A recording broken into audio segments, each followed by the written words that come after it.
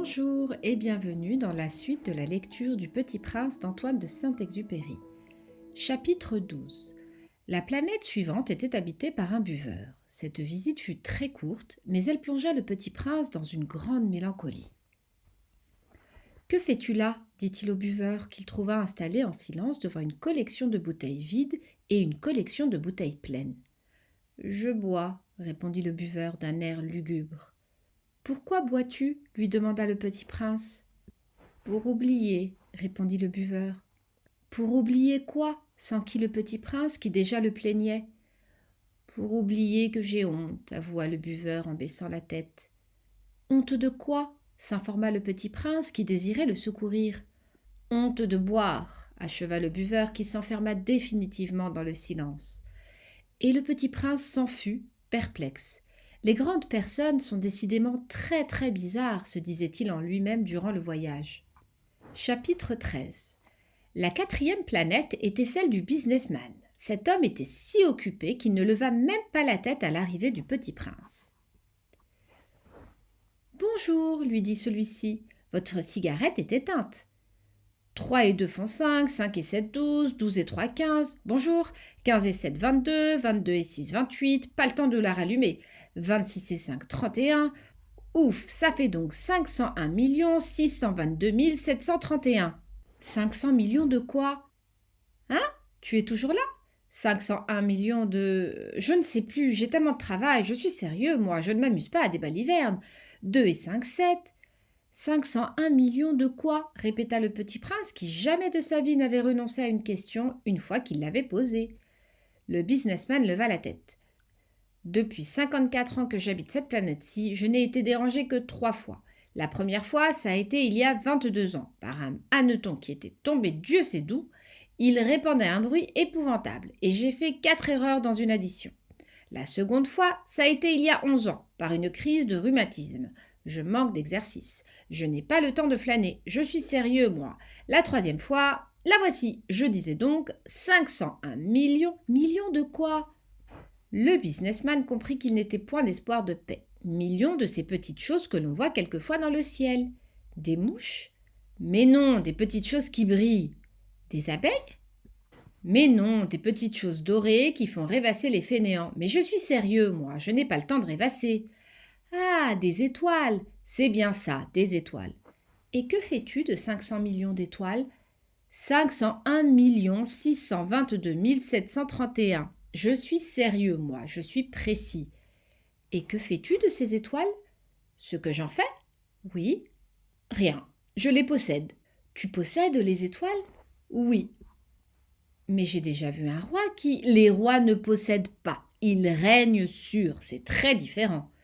Et à quoi cela sert-il de posséder les étoiles ? Ça me sert à être riche. Et à quoi cela te sert-il d'être riche ? À acheter d'autres étoiles si quelqu'un en trouve. Celui-là, se dit en lui-même le petit prince, il raisonne un peu comme mon ivrogne. Cependant, il posa encore des questions. Comment peut-on posséder les étoiles ? À qui sont-elles ? Riposta grincheux le businessman. Je ne sais pas, à personne. Alors elles sont à moi, car j'y ai pensé le premier. Ça suffit ? Bien sûr, quand tu trouves un diamant qui n'est à personne, il est à toi. Quand tu trouves une île qui n'est à personne, elle est à toi. Quand tu as une idée le premier, tu l'as fait breveter, elle est à moi. Et moi je possède les étoiles, puisque jamais personne avant moi n'a songé à les posséder. Ça c'est vrai, dit le petit prince. Et qu'en fais-tu ? Je les gère, je les compte et je les recompte, dit le businessman. C'est difficile, mais je suis un homme sérieux. Le petit prince n'était pas satisfait encore. Moi, si je possède un foulard, je puis le mettre autour de mon cou et l'emporter. Moi, si je possède une fleur, je puis cueillir ma fleur et l'emporter. Mais tu ne peux pas cueillir les étoiles. Non, mais je puis les placer en banque. Qu'est-ce que ça veut dire ? Ça veut dire que j'écris sur un petit papier le nombre de mes étoiles, et puis j'enferme à clé ce papier-là dans un tiroir. Et c'est tout. Ça suffit. C'est amusant, pensa le petit prince. C'est assez poétique, mais ce n'est pas très sérieux. Le petit prince avait sur les choses sérieuses des idées très différentes des idées des grandes personnes. Moi, dit-il encore, je possède une fleur que j'arrose tous les jours. Je possède 3 volcans que je ramone toutes les semaines, car je ramone aussi celui qui est éteint. On ne sait jamais. C'est utile à mes volcans et c'est utile à ma fleur que je les possède. Mais tu n'es pas utile aux étoiles. Le businessman ouvrit la bouche, mais ne trouva rien à répondre, et le petit prince s'en fut. Les grandes personnes sont décidément tout à fait extraordinaires, se disait-il simplement en lui-même durant le voyage. Chapitre 14. La 5e planète était très curieuse. C'était la plus petite de toutes. Il y avait là juste assez de place pour loger un réverbère et un allumeur de réverbère. Le petit prince ne parvenait pas à s'expliquer à quoi pouvait servir, quelque part dans le ciel, sur une planète sans maison ni population, un réverbère et un allumeur de réverbère. Cependant, il se dit en lui-même: peut-être bien que cet homme est absurde, cependant il est moins absurde que le roi, que le vaniteux, que le businessman et que le buveur. Au moins son travail a-t-il un sens. Quand il allume son réverbère, c'est comme s'il faisait naître une étoile de plus ou une fleur. Quand il éteint son réverbère, ça endort la fleur ou l'étoile. C'est une occupation très jolie. C'est véritablement utile puisque c'est joli. Lorsqu'il aborda la planète, il salua respectueusement l'allumeur. « Bonjour, pourquoi viens-tu éteindre ton réverbère ? » « C'est la consigne, répondit l'allumeur. Bonjour. Qu'est-ce que la consigne ? C'est d'éteindre mon réverbère. Bonsoir. Et il le ralluma. Mais pourquoi viens-tu de le rallumer ? C'est la consigne, répondit l'allumeur. Je ne comprends pas, dit le petit prince. Il n'y a rien à comprendre, dit l'allumeur. La consigne, c'est la consigne. Bonjour. Et il éteignit son réverbère. Puis il s'épongea le front avec un mouchoir à carreaux rouges. Je fais là un métier terrible. C'était raisonnable autrefois. J'éteignais le matin et j'allumais le soir. J'avais le reste du jour pour me reposer et le reste de la nuit pour dormir. Et depuis cette époque, la consigne a changé ? La consigne n'a pas changé, dit l'allumeur. C'est bien là le drame. La planète d'année en année a tourné de plus en plus vite et la consigne n'a pas changé. Alors, dit le petit prince, alors maintenant qu'elle fait un tour par minute, je n'ai plus une seconde de repos. J'allume et j'éteins une fois par minute. Ça, c'est drôle. Les jours chez toi durent une minute. Ce n'est pas drôle du tout, dit l'allumeur. Ça fait déjà 1 mois que nous parlons ensemble. 1 mois ? Oui, 30 minutes, 30 jours. Bonsoir. Et il ralluma son réverbère. Le petit prince le regarda et il aima cette allumeur qui était tellement fidèle à la consigne. Il se souvint des couchers de soleil que lui-même allait autrefois chercher en tirant sa chaise. Il voulut aider son ami. « Tu sais, je connais un moyen de te reposer quand tu voudras. »« Je veux toujours, dit l'allumeur, car on peut être à la fois fidèle et paresseux. » Le petit prince poursuivit. « Ta planète est tellement petite que tu en fais le tour en 3 enjambées. Tu n'as qu'à marcher assez lentement pour rester toujours au soleil.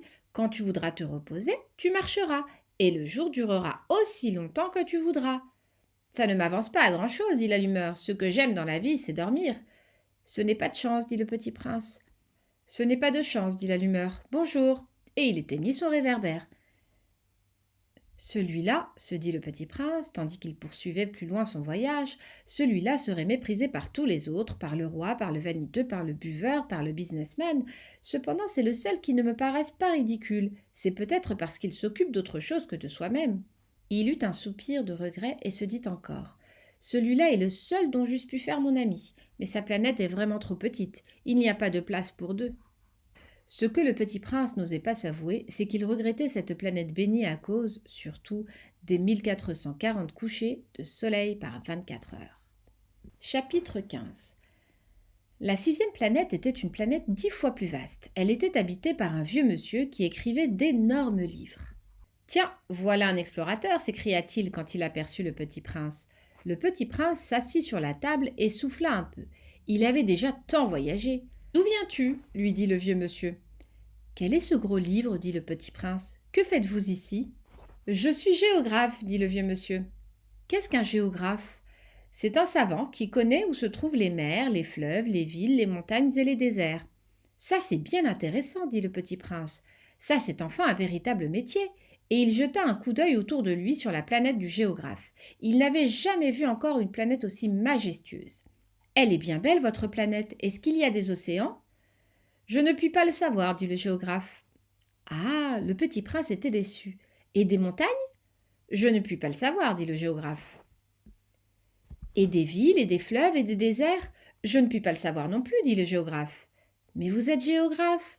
C'est exact, dit le géographe. Mais je ne suis pas explorateur. Je manque absolument d'explorateurs. Ce n'est pas le géographe qui va faire le compte des villes, des fleuves, des montagnes, des mers, des océans et des déserts. Le géographe est trop important pour flâner. Il ne quitte pas son bureau, mais il y reçoit les explorateurs, il les interroge et il prend en note leurs souvenirs. Et si les souvenirs de l'un d'entre eux lui paraissent intéressants, le géographe fait faire une enquête sur la moralité de l'explorateur. Pourquoi ça? Parce qu'un explorateur qui mentirait entraînerait des catastrophes dans les livres de géographie et aussi un explorateur qui boirait trop. Pourquoi ça? Fit le petit prince. Parce que les ivrognes voient double, alors le géographe noterait 2 montagnes là où il n'y en a qu'une seule. Je connais quelqu'un, dit le petit prince, qui serait mauvais explorateur. C'est possible. Donc, quand la moralité de l'explorateur paraît bonne, on fait une enquête sur sa découverte. On va voir? Non, c'est trop compliqué, mais on exige de l'explorateur qu'il fournisse des preuves. S'il s'agit par exemple de la découverte d'une grosse montagne, on exige qu'il en rapporte de grosses pierres. Le géographe soudain s'émut. Mais toi, tu viens de loin, tu es explorateur, tu vas me décrire ta planète. Et le géographe, ayant ouvert son registre, tailla son crayon. On note d'abord au crayon les récits des explorateurs, on attend pour noter à l'encre que l'explorateur ait fourni des preuves. Alors interrogea le géographe. Oh, chez moi, dit le petit prince, ce n'est pas très intéressant, c'est tout petit. J'ai 3 volcans, 2 volcans en activité et un volcan éteint. Mais on ne sait jamais. On ne sait jamais, dit le géographe. J'ai aussi une fleur. Nous ne notons pas les fleurs, dit le géographe. Pourquoi ça? C'est le plus joli. Parce que les fleurs sont éphémères. Qu'est-ce que signifie éphémère? Les géographies, dit le géographe, sont les livres les plus précieux de tous les livres. Elles ne se démodent jamais. Il est très rare qu'une montagne change de place. Il est très rare qu'un océan se vide de son eau. Nous écrivons des choses éternelles. Mais les volcans éteints peuvent se réveiller, interrompit le petit prince. Qu'est-ce que signifie éphémère? Que les volcans soient éteints ou soient éveillés, ça revient au même pour nous autres, dit le géographe. Ce qui compte pour nous, c'est la montagne. Elle ne change pas. Mais qu'est-ce que signifie éphémère? Répéta le petit prince, qui, de sa vie, n'avait renoncé à une question une fois qu'il l'avait posée. Ça signifie qui est menacé de disparition prochaine. Ma fleur est menacée de disparition prochaine? Bien sûr. Ma fleur est éphémère, se dit le petit prince, et elle n'a que 4 épines pour se défendre contre le monde, et je l'ai laissée toute seule chez moi. Ce fut là son premier mouvement de regret, mais il reprit courage. Que me conseillez-vous d'aller visiter? demanda-t-il. La planète Terre, lui répondit le géographe, elle a une bonne réputation. Et le petit prince s'en fut, songeant à sa fleur. Chapitre 16. La 7e planète fut donc la Terre. La Terre n'est pas une planète quelconque. On y compte 111 rois, en n'oubliant pas, bien sûr, les rois nègres. 7000 géographes, 900 000 businessmen, 7 millions et demi d'ivrognes, 311 millions de vaniteux, c'est-à-dire environ 2 milliards de grandes personnes. Pour vous donner une idée des dimensions de la Terre, je vous dirais qu'avant l'invention de l'électricité, on y devait entretenir sur l'ensemble des 6 continents une véritable armée de 472 511 allumeurs de réverbères. Vu d'un peu loin, ça faisait un effet splendide. Les mouvements de cette armée étaient réglés comme ceux d'un ballet d'opéra.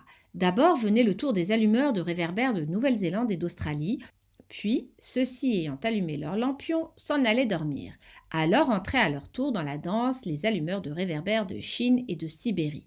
Puis eux aussi s'escamotaient dans les coulisses. Alors venait le tour des allumeurs de réverbères de Russie et des Indes, puis de ceux d'Afrique et d'Europe, puis de ceux d'Amérique du Sud, puis de ceux d'Amérique du Nord, et jamais ils ne se trompaient dans leur ordre d'entrée en scène. C'était grandiose. Seule l'allumeur de l'unique réverbère du pôle Nord et son confrère de l'unique réverbère du pôle Sud menaient des vies d'oisiveté et de nonchalance. Ils travaillaient 2 fois par an. Chapitre 17. Quand on veut faire de l'esprit, il arrive que l'on mente un peu. Je n'ai pas été très honnête en vous parlant des allumeurs de réverbères. Je risque de donner une fausse idée de notre planète à ceux qui ne la connaissent pas. Les hommes occupent très peu de place sur la Terre.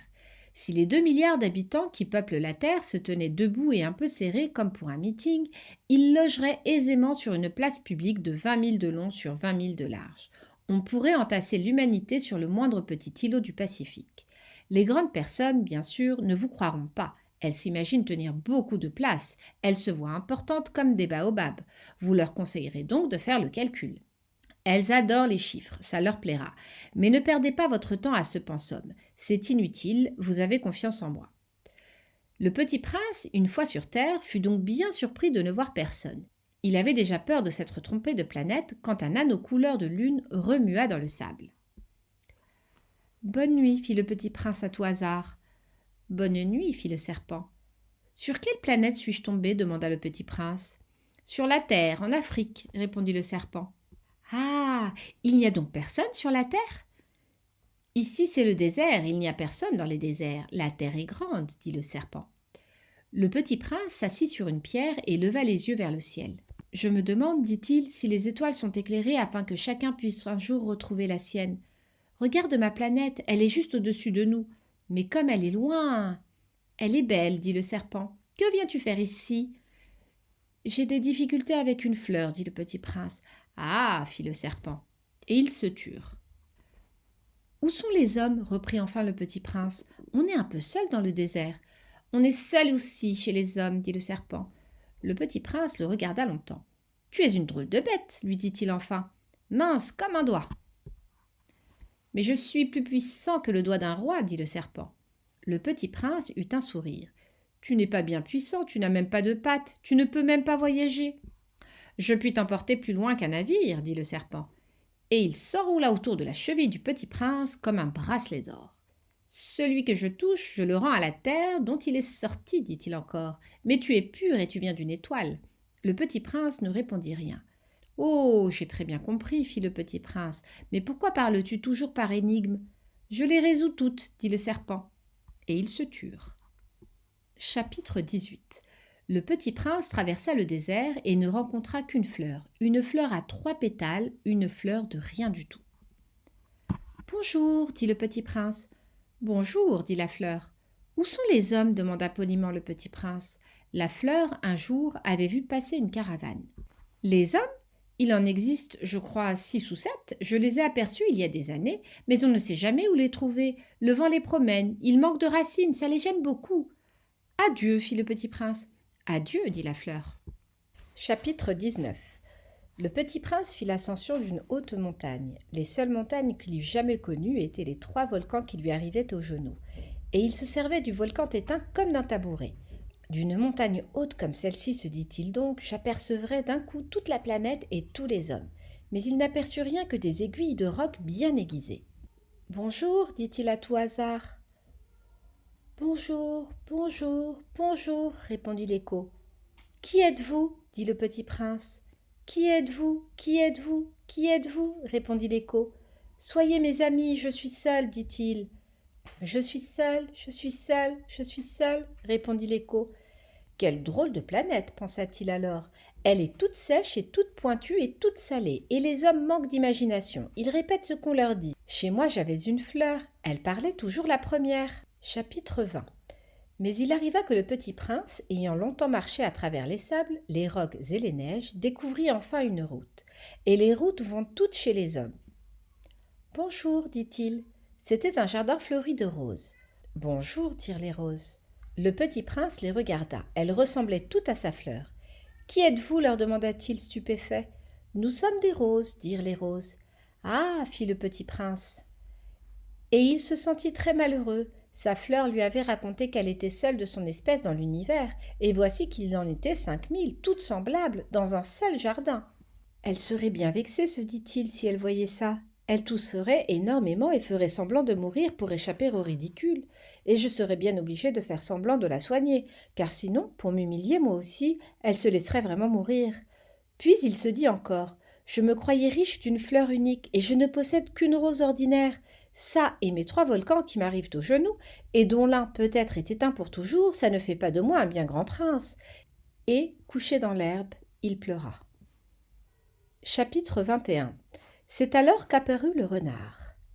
Bonjour, dit le renard. Bonjour, répondit poliment le petit prince, qui se retourna mais ne vit rien. Je suis là, dit la voix, sous le pommier. Qui es-tu? Dit le petit prince. Tu es bien joli. Je suis un renard, dit le renard. Viens jouer avec moi, lui proposa le petit prince. Je suis tellement triste. Je ne puis pas jouer avec toi, dit le renard. Je ne suis pas apprivoisé. Ah, pardon, fit le petit prince. Mais après réflexion, il ajouta. Qu'est-ce que signifie apprivoiser?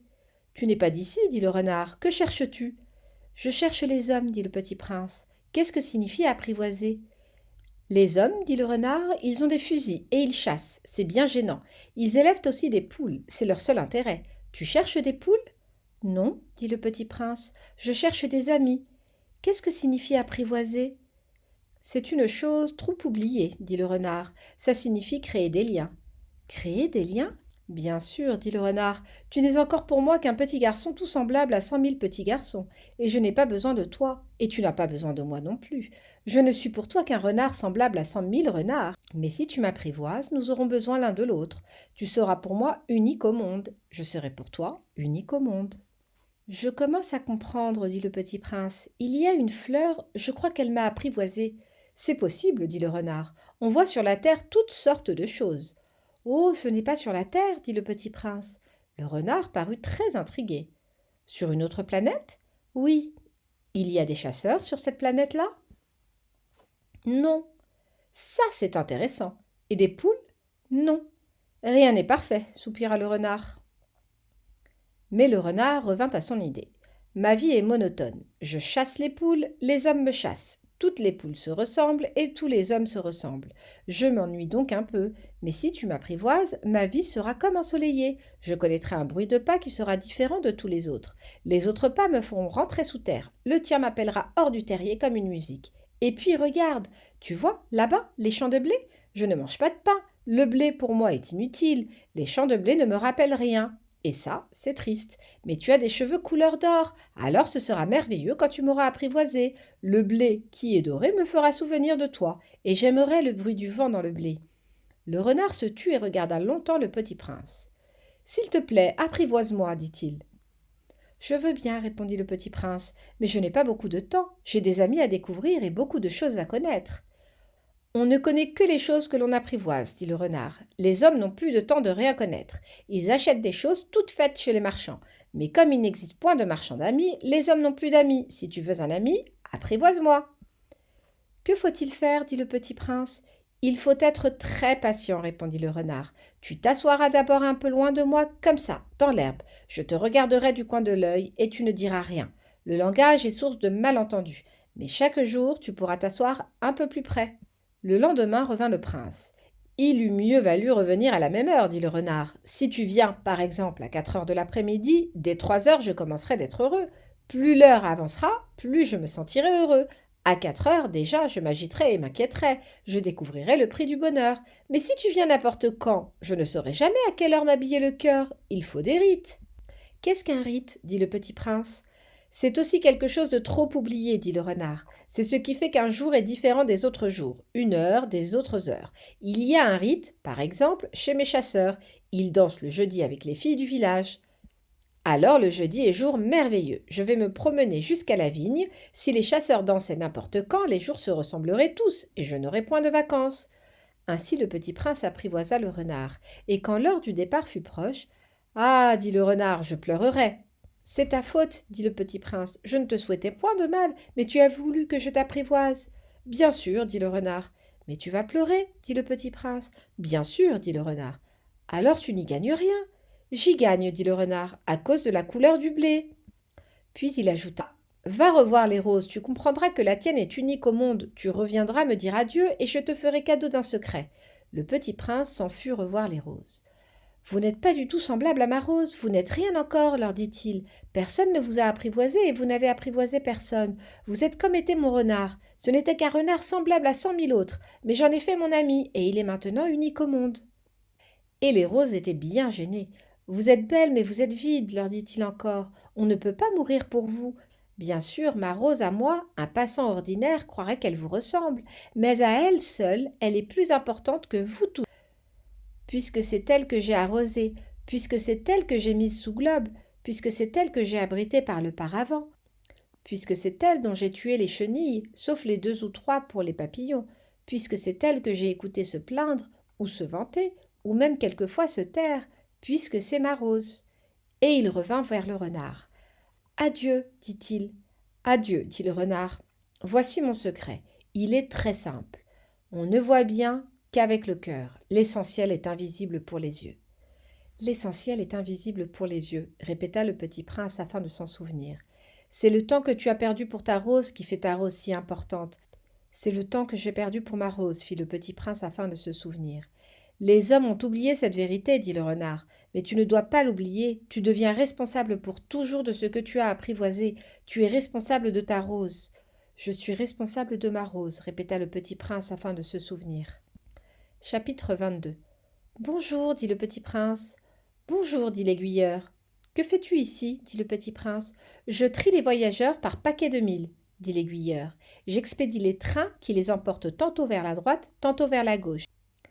Et un rapide illuminé grondant comme le tonnerre fit trembler la cabine d'aiguillage. Ils sont bien pressés, dit le petit prince. Que cherche-t-il?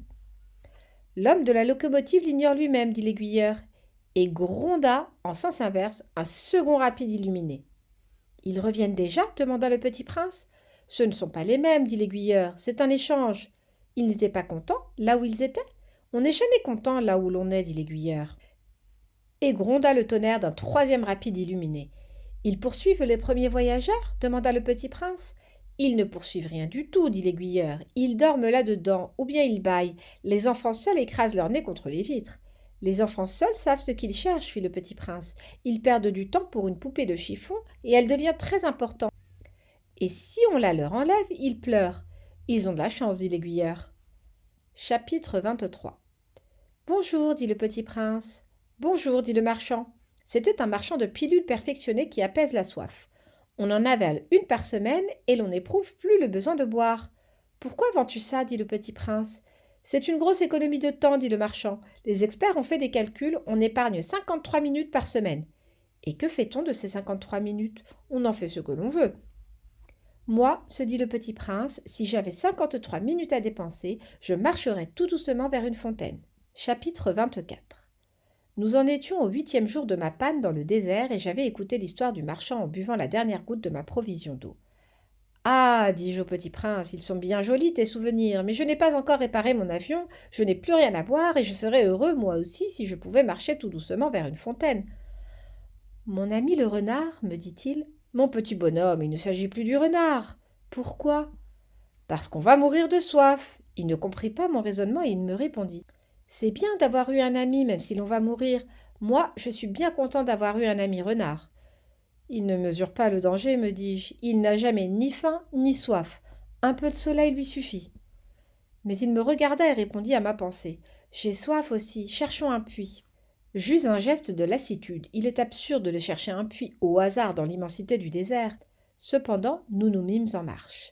Quand nous eûmes marché des heures en silence, la nuit tomba, et les étoiles commencèrent de s'éclairer. Je les apercevais comme en rêve. Ayant un peu de fièvre à cause de ma soif, les mots du petit prince dansaient dans ma mémoire. « Tu as donc soif, toi aussi ?» lui demandai-je. Mais il ne répondit pas à ma question. Il me dit simplement « L'eau peut aussi être bonne pour le cœur. » Je ne compris pas sa réponse, mais je me tus. Je savais bien qu'il ne fallait pas l'interroger. Il était fatigué. Il s'assit. Je m'assis auprès de lui. Et après un silence, il dit encore « Les étoiles sont belles à cause d'une fleur que l'on ne voit pas. » Je répondis bien sûr, et je regardais sans parler les plis du sable sous la lune. « Le désert est beau, ajouta-t-il. Et c'était vrai, j'ai toujours aimé le désert. On s'assoit sur une dune de sable, on ne voit rien, on n'entend rien, et cependant quelque chose rayonne en silence. Ce qui embellit le désert, dit le petit prince, c'est qu'il cache un puits quelque part. Je fus surpris de comprendre soudain ce mystérieux rayonnement du sable. Lorsque j'étais petit garçon, j'habitais une maison ancienne, et la légende racontait qu'un trésor y était enfoui. Bien sûr, jamais personne n'a su le découvrir, ni peut-être même ne l'a cherché, mais il enchantait toute cette maison. Ma maison cachait un secret au fond de son cœur. Oui, dis-je au petit prince, qu'il s'agisse de la maison des étoiles ou du désert, ce qui fait leur beauté est invisible. Je suis content, dit-il, que tu sois d'accord avec mon renard. Comme le petit prince s'endormait, je le pris dans mes bras et me remis en route. J'étais émue. Il me semblait porter un trésor fragile. Il me semblait même qu'il n'y eût rien de plus fragile sur la terre. Je regardais à la lumière de la lune, ce front pâle, ses yeux clos, ses mèches de cheveux qui tremblaient au vent, et je me disais « Ce que je vois là n'est qu'une écorce, le plus important est invisible. » Comme ses lèvres entr'ouvertes ébauchaient un demi-sourire, je me dis encore « Ce qui m'émeut si fort de ce petit prince endormi, c'est sa fidélité pour une fleur, c'est l'image d'une rose qui rayonne en lui comme la flamme d'une lampe, même quand il dort. Et je le devinais plus fragile encore. Il faut bien protéger les lampes, un coup de vent peut les éteindre. » Et marchant ainsi, je découvris le puits au lever du jour. Chapitre 25. Les hommes, dit le petit prince, ils s'enfournent dans les rapides, mais ils ne savent plus ce qu'ils cherchent. Alors ils s'agitent et ils tournent en rond. Et il ajouta: Ce n'est pas la peine. Le puits que nous avions atteint ne ressemblait pas aux puits sahariens. Les puits sahariens sont de simples trous creusés dans le sable. Celui-là ressemblait à un puits de village, mais il n'y avait là aucun village, et je croyais rêver. C'est étrange, dis-je au petit prince, tout est prêt. La poulie, le seau, la corde. Il rit, toucha la corde, fit jouer la poulie, et la poulie gémit comme gémit une vieille girouette quand le vent a longtemps dormi. Tu entends, dit le petit prince, nous réveillons ce puits et il chante. Je ne voulais pas qu'il fît un effort. Laisse-moi faire, lui dis-je, c'est trop lourd pour toi. Lentement, je hissai le seau jusqu'à la margelle. Je l'y installai bien d'aplomb. Dans mes oreilles durait le chant de la poulie, et, dans l'eau qui tremblait encore, je voyais trembler le soleil. J'ai soif de cette eau-là, dit le petit prince. Donne-moi à boire. Et je compris ce qu'il avait cherché. Je soulevai le seau jusqu'à ses lèvres. Il but les yeux fermés. C'était doux comme une fête. Cette eau était bien autre chose qu'un aliment. Elle était née de la marche sous les étoiles, du chant de la poulie, de l'effort de mes bras. Elle était bonne pour le cœur comme un cadeau. Lorsque j'étais petit garçon, la lumière de l'arbre de Noël, la musique de la messe de minuit, la douceur des sourires faisaient ainsi tout le rayonnement du cadeau de Noël que je recevais. Les hommes de chez toi, dit le petit prince, cultivent 5000 roses dans un même jardin, et ils n'y trouvent pas ce qu'ils cherchent. Ils ne le trouvent pas, répondis-je. Et cependant, ce qu'ils cherchent pourrait être trouvé dans une seule rose ou un peu d'eau. Bien sûr, répondis-je. Et le petit prince ajouta: Mais les yeux sont aveugles, il faut chercher avec le cœur. J'avais bu, je respirais bien. Le sable au lever du jour est couleur de miel. J'étais heureux aussi de cette couleur de miel. Pourquoi fallait-il que j'eusse de la peine? Il faut que tu tiennes ta promesse, me dit doucement le petit prince, qui de nouveau s'était assis auprès de moi. Quelle promesse? Tu sais, une muselière pour mon mouton. Je suis responsable de cette fleur. Je sortis de ma poche mes ébauches de dessin. Le petit prince les aperçut et dit en riant: Tes baobabs, ils ressemblent un peu à des choux. Oh, moi qui étais si fière des baobabs. Ton renard, ses oreilles, elles ressemblent un peu à des cornes, et elles sont trop longues. Et il rit encore. Tu es injuste, petit bonhomme, je ne savais rien dessiner que les boas fermés et les boas ouverts. Oh, ça ira, dit-il, les enfants savent. Je crayonnai donc une muselière, et j'eus le cœur serré en la lui donnant. Tu as des projets que j'ignore. Mais il ne me répondit pas. Il me dit: Tu sais, ma chute sur la terre, c'en sera demain l'anniversaire. Puis, après un silence, il dit encore: J'étais tombé tout près d'ici. Et il rougit. Et de nouveau, sans comprendre pourquoi, j'éprouvai un chagrin bizarre. Cependant, une question me vint. Alors ce n'est pas par hasard que, le matin où je t'ai connu il y a 8 jours, tu te promenais comme ça, tout seul, à 1000 milles de toutes les régions habitées? Tu retournais vers le point de ta chute? Le petit prince rougit encore, et j'ajoutai en hésitant: À cause peut-être de l'anniversaire? Le petit prince rougit de nouveau. Il ne répondait jamais aux questions. Mais, quand on rougit, ça signifie oui, n'est-ce pas? Ah, lui dis-je, j'ai peur. Mais il me répondit: Tu dois maintenant travailler, tu dois repartir vers ta machine. Je t'attends ici. Reviens demain soir. Mais je n'étais pas rassurée. Je me souvenais du renard. On risque de pleurer un peu si l'on s'est laissé apprivoiser. Chapitre 26. Il y avait à côté du puits une ruine de vieux murs de pierre. Lorsque je revins de mon travail le lendemain soir, j'aperçus de loin mon petit prince assis là-haut, les jambes pendantes, et je l'entendis qui parlait. Tu ne t'en souviens donc pas? Disait-il. Ce n'est pas tout à fait ici. Une autre voix lui répondit sans doute, puisqu'il répliqua: Si, si, c'est bien le jour, mais ce n'est pas ici l'endroit. Je poursuivis ma marche vers le mur. Je ne voyais ni n'entendais toujours personne. Pourtant, le petit prince répliqua de nouveau: Bien sûr, tu verras où commence ma trace dans le sable. Tu n'as qu'à m'y attendre. J'y serai cette nuit. J'étais à 20 mètres du mur et je ne voyais toujours rien. Le petit prince dit encore après un silence: Tu as du bon venin? Tu es sûr de ne pas me faire souffrir longtemps? Je fis halte, le cœur serré, mais je ne comprenais toujours pas. Maintenant, va-t'en, dit-il, je veux redescendre. Alors j'abaissai moi-même les yeux vers le pied du mur et je fis un bond. Il était là, dressé vers le petit prince, un de ces serpents jaunes qui vous exécutent en 30 secondes. Tout en fouillant ma poche pour en tirer mon revolver, je pris le pas de course, mais, au bruit que je fis, le serpent se laissa doucement couler dans le sable comme un jet d'eau qui meurt, et, sans trop se presser, se faufila entre les pierres avec un léger bruit de métal. Je parvins au mur juste à temps pour y recevoir dans les bras mon petit bonhomme de prince, pâle comme la neige.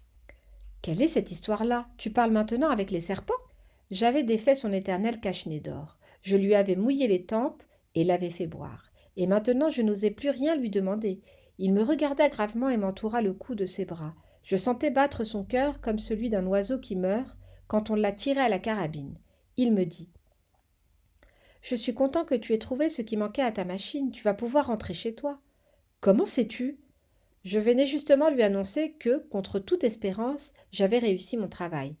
Il ne répondit rien à ma question, mais il ajouta: Moi aussi aujourd'hui je rentre chez moi. Puis, mélancolique: C'est bien plus loin, c'est bien plus difficile. Je sentais bien qu'il se passait quelque chose d'extraordinaire. Je le serrais dans les bras comme un petit enfant, et cependant il me semblait qu'il coulait verticalement dans un abîme sans que je puisse rien pour le retenir. Il avait le regard sérieux, perdu très loin. J'ai tout mouton, j'ai la caisse pour le mouton, et j'ai la muselière. Et il sourit avec mélancolie. J'attendis longtemps, je sentais qu'il se réchauffait peu à peu. Petit bonhomme, tu as eu peur. Il avait eu peur, bien sûr, mais il rit doucement. J'aurais bien plus peur ce soir.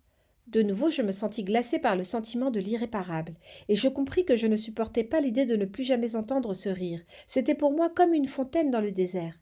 Petit bonhomme, je veux encore t'entendre rire. Mais il me dit: Cette nuit, ça fera 1 an. Mon étoile se trouvera juste au-dessus de l'endroit où je suis tombée l'année dernière. Petit bonhomme, n'est-ce pas? C'est un mauvais rêve, cette histoire de serpent et de rendez-vous et d'étoiles. Mais il ne répondit pas à mes questions. Il me dit: Ce qui est important, ça ne se voit pas. Bien sûr. C'est comme pour la fleur. Si tu aimes une fleur qui se trouve dans une étoile, c'est doux, la nuit, de regarder le ciel. Toutes les étoiles sont fleuries. Bien sûr. C'est comme pour l'eau. Celle que tu m'as donnée à boire était comme une musique à cause de la poulie et de la corde. Tu te rappelles, elle était bonne. Bien sûr.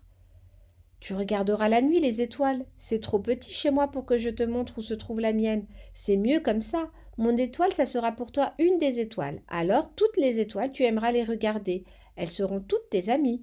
Et puis, je vais te faire un cadeau. Il rit encore. Ah, petit bonhomme, j'aime entendre ce rire. Justement, ce sera mon cadeau. Ce sera comme pour l'eau. Que veux-tu dire? Les gens ont des étoiles qui ne sont pas les mêmes. Pour les uns qui voyagent, les étoiles sont des guides. Pour d'autres, elles ne sont rien que de petites lumières. Pour d'autres qui sont savants, elles sont des problèmes. Pour mon businessman, elles étaient de l'or. Mais toutes ces étoiles-là se taisent. Toi, tu auras des étoiles comme personne n'en a. Que veux-tu dire?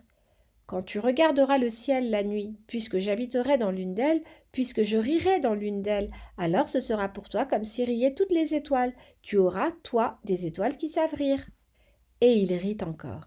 Et quand tu seras consolé, on se console toujours, tu seras content de m'avoir connu, tu seras toujours mon ami, tu auras envie de rire avec moi, et tu ouvriras parfois ta fenêtre, comme ça, pour le plaisir, et tes amis seront bien étonnés de te voir rire en regardant le ciel.